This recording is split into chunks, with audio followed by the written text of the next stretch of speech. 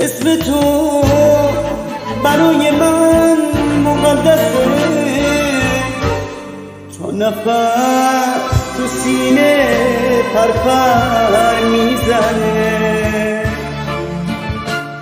باورم کن که فقط باور تو میتونه قفل قفس رو بشکنه. منم یه آسمون بی دریغ، منم یه کوره راه ناگزیر. ای ستاره شبای مشرقی، پر پرواز